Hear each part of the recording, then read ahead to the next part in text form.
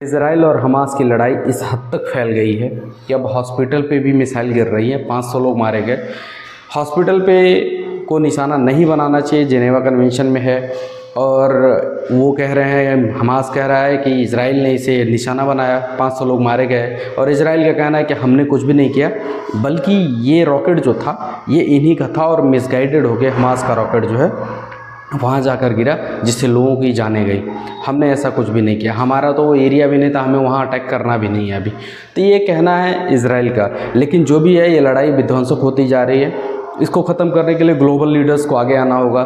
2 state policy जिसको India भी समर्थन करता है, वो उसे फॉलो करना होगा। बहुत लोग यहाँ पे हैं कह रहे हैं मोदी ने इंडिया स्टैंड विद इजराइल कहा, ऐसा कुछ भी नहीं है। इंडिया ने बोला है कि टेररिस्ट अटैक है, और दुनिया में कहीं भी टेररिस्ट अटैक होगा इंडिया उसके साथ खड़ा होगा, चाहे वो इजरायली क्यों ना। और इजराइल ने तो हमारे लिए बहुत कुछ किया है, तो इजराइल के समर्थन में तो हमारा आना बनता है। लेकिन हमने ये नहीं कहा कि इजराइल से कि आप अटैक कर दो फ़िलिस्तीन पे। जो स्टेटमेंट बाइडेन की थी वो मोदी की नहीं थी कि आपको डिफेंस करने का अधिकार है, ऐसा कुछ नहीं मोदी ने कहा। मोदी ने कहा कि इस दुख की घड़ी में हम आपके साथ हैं।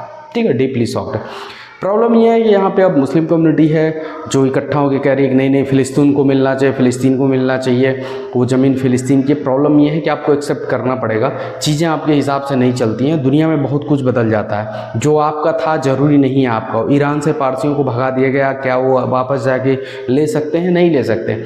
ये लड़ाई को अब अंत करना होगा। अब आप इजराइल को वहाँ से निकाल नहीं सकते हैं, तो इसलिए समझौता करना पड़ेगा। और आपको लग रहा है कि हम समझौता क्यों करें, तो ये तो गलत है, क्योंकि समझौता तो करना ही पड़ेगा। आप सोचिए, अमेरिका ने जापान पे बम गिरा दिया, और आज अमेरिका और जापान अच्छे दोस्त हैं, और जापान की सिक्योरिटी की जिम्मेदारी भी अमेरिका की। आप समझ सकते हैं। तो ऐसा नहीं है, रिलेशन हमेशा ख़राब नहीं रहता है। जिस जर्मनी ने यहूदियों को इतना मारा, और आज वही जर्मनी इजराइल के साथ खड़ा है।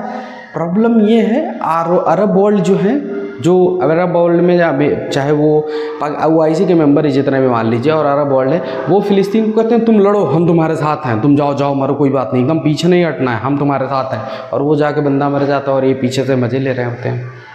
कोई निर्णायक लड़ाई में आगे नहीं आने को तैयार है। ईरान क्यों नहीं कूद रहा? नहीं कूदेगा, कोई नहीं कूदेगा, ईरान को भी डर है।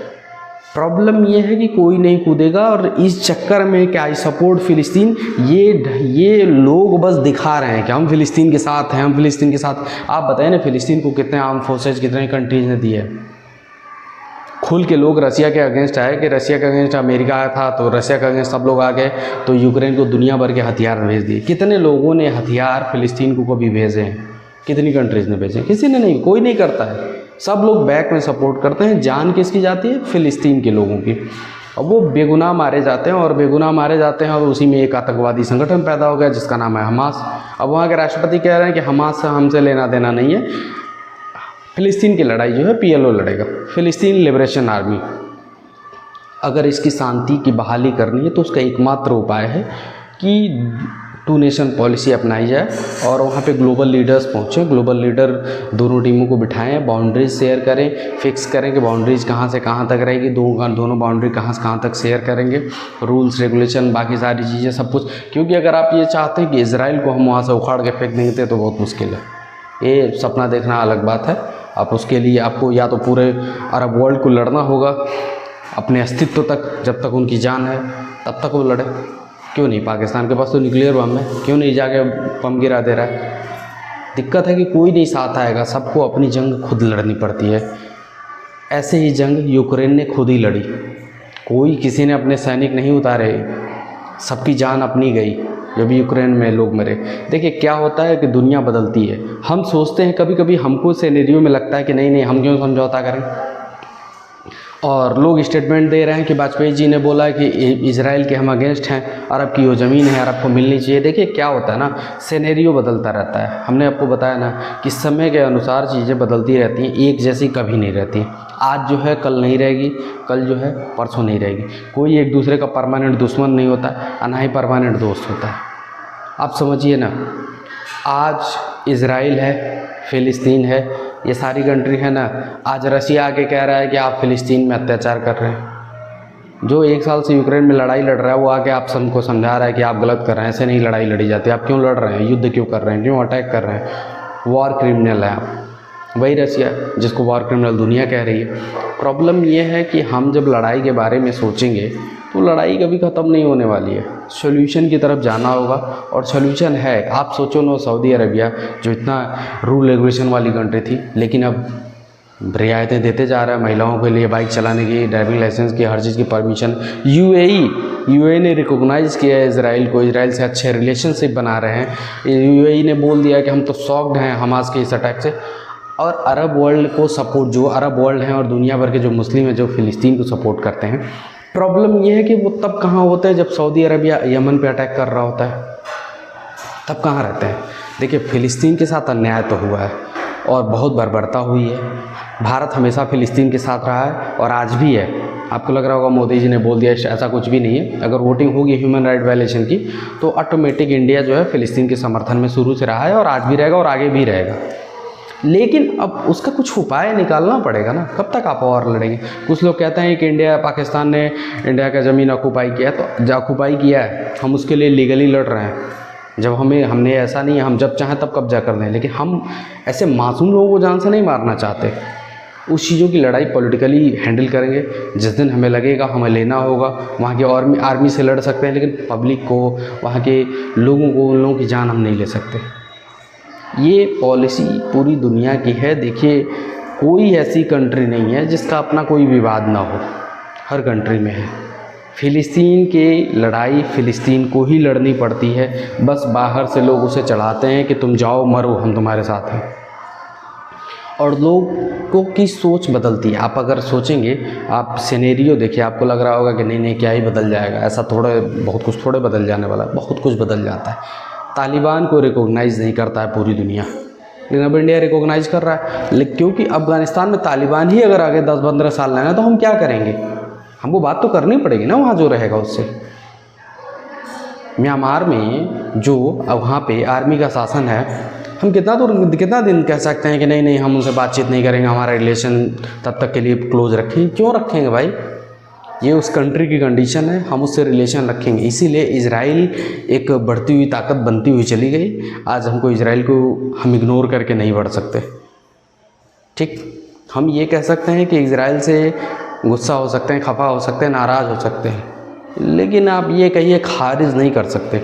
वो एक बड़ा देश है, दिखने में छोटा है लेकिन है बहुत पावरफुल क्यों है। पहली बार ऐसा हुआ है कि इस्लाम के लोग जिस लड़ाई में लड़ते हैं उनका ये मानना होता है कि हम मर जाएंगे लेकिन लड़ेंगे, और कोई आइडियोलॉजी नहीं होती कि हम किस तरह से लड़ेंगे, सिस्टमेटिक लेंगे, नियम कानून कुछ भी नहीं मानते। वॉर का मतलब वॉर होता है। ऐसे ही इजराइल है, वो भी नहीं मानता कि कहाँ बच्चे हैं कहाँ क्या है।